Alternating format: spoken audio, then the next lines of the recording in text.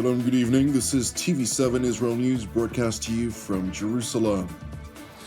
Israeli Prime Minister Benjamin Netanyahu announces Jerusalem's policy vis-a-vis Damascus. The IDF, in close cooperation with the ISA and Border Police Special Operators, intensify their counter-terror activity throughout Judea and Samaria. The Israeli Air Force struck over a dozen terror targets in southern Lebanon amid continued Hezbollah violations of the ceasefire outline. Israel will not stand idly by while the Islamist Hamas terror organization parades the hostages in an inhumane manner before handing the captives over to the Red Cross, which then delivers them to Israel. On Saturday, as part of the ceasefire deal's outline, Hamas released 6 Israeli hostages, to include 2 who were in Hamas captivity for over 9 years, and 4 hostages who were released after 505 days since October 7th of 2023. We are at the end of an emotionally complex week. 505 days since October 7th. Omer, Avera, Hisham, Tal, Omer, and Elia have returned home to their families. After an initial evaluation and examination, the 6 were transferred to Ichilov and Bellinson hospitals so that they could be reunited with the families and the friends who have been waiting for them for so long. Here at the hospitals, they will receive medical, psychological, and rehabilitative treatment. It is important to know that the 4 released hostages who were kidnapped on October 7th of 2023 suffered from torture, physical violence, psychological abuse, and severe starvation while in captivity. Moreover, according to an initial investigation into the circumstances of their time in captivity, it has been revealed that Hamas forced them to drink seawater during their first months in captivity and often denied them food and water for several days. Meanwhile, in Washington, U.S. President Donald Trump addressed the latest release of the hostages. So we had a lot of news over the last 24 hours. We had the hostages given back today. It's disgraceful what's going on there. They're not in great shape, but we've also seen them in worse shape. But the hostages, the 6 hostages, were delivered by Hamas. What a terrible situation it is. It is important to know that the body of Shiri Bibas was initially replaced by the remains of a deceased Gazan woman, was delivered to Israel on Friday night, after which the Israeli Forensic Medicine Institute formally identified her remains the next day. Moreover, in contrast to the deceitful claims by Hamas, Shiri and her 2 little boys, Ariel and Kfir, were not killed in an Israeli airstrike. We have identified the remains of Shiri Bibas 2 days after identifying her children, Ariel and Kfir. Our examination found no evidence of injuries caused by bombing. Israeli Prime Minister Benjamin Netanyahu, during an address to an IDF officer's graduation ceremony, elaborated on the manner in which Shiri, Ariel, and Kfir Bibas were murdered, while stopping short from elaborating on the matter in which Hamas attempted to hide their crime. הם רצחו את שירי ואת ילדיה בדם קר. הם חנקו את הילדים הרכים במו ידיהם. ואם רק היו יכולים, הם היו רוצחים את כולנו באותה אכזריות. עד האחרון שבנו. מול זה אנחנו נלחמים. ואותם, את המפלצות הללו, אנחנו חייבים ויכולים להביס, ונביס אותם.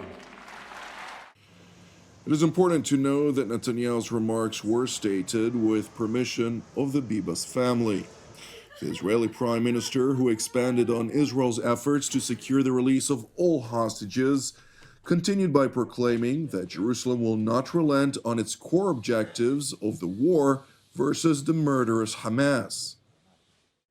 בעזה חיסלנו את מרבית הכוח המאורגן של החמאס, אבל שלא יהיה ספק, אנחנו נשלים את מטרות המלחמה לרבות זו עד תום.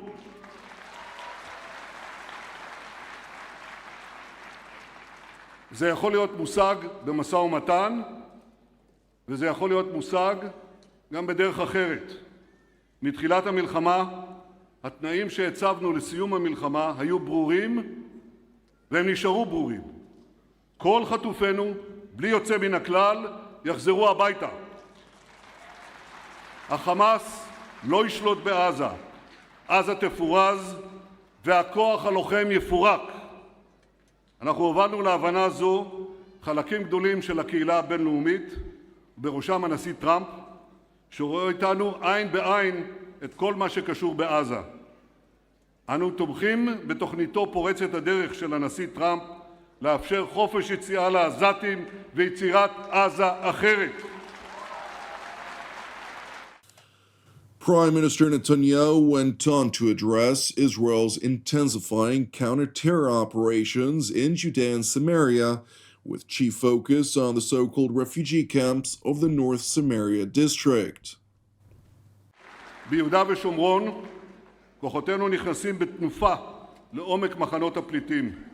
הם משמידים תשתיות טרור, מחסלים מחבלים, והם יישארו שם ככל שידרש.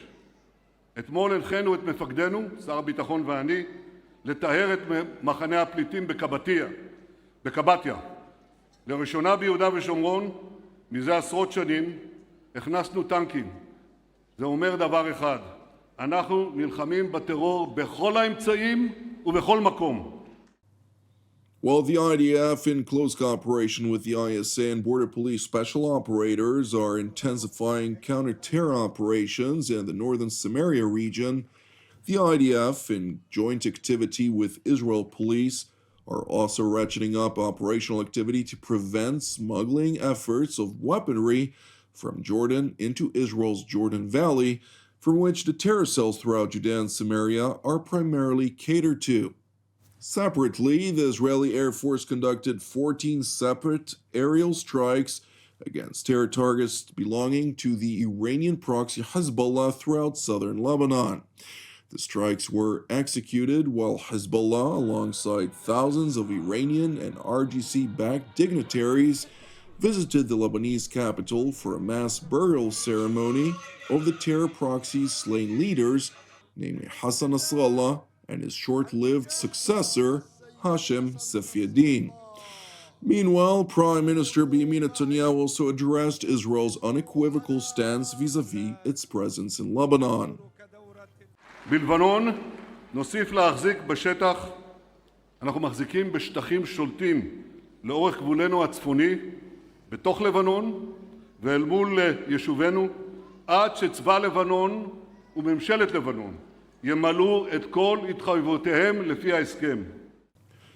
Prime Minister Netanyahu further addressed Israel's newly adopted policy versus Syria, as part of which Jerusalem demands all territories south of Damascus be demilitarized from the Al-Qaeda-linked Hayat Tahrir al-Sham, or HTS, and its newly formed military.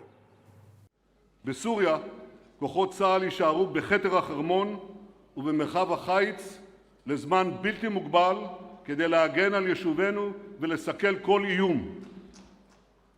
כדאי להקשיב. לא נאפשר לכוחות של ארגון ה-HTS או לצבא סוריה החדש להיכנס לשטח מדרום לדמשק. אנחנו דורשים פירוז מלא של דרום סוריה במחוזות קונטרה, דרה וסווידה מכוחות המשטר החדש. כמו כן, לא נסבול כל איום על העדה הדרוזית בדרום סוריה. Last but certainly not least, Prime Minister Benjamin Netanyahu also addressed Jerusalem's policy versus Iran, which continues to voice its aspirations to annihilate the nation-state of the Jewish people. משטר האייתולות הרעוע באיראן ביקש לחנוק אותנו בטבעת אש של טרור. אנחנו ריסקנו חלקים גדולים מציר הרשע של איראן, באמצעות מהלומות קטלניות, מהלומות שעוררו השתאות, אני יכול להגיד אפילו הערצה, ברחבי העולם. גדלנו חלק ניכר מכוחן של השלוחות האיראניות, ופגענו ביכולת ההגנה וייצור הטילים של איראן עצמה. אבל היעד העליון שלנו היה ונותר ברור לחלוטין. לא נאפשר לאיראן להשיג נשק גרעיני.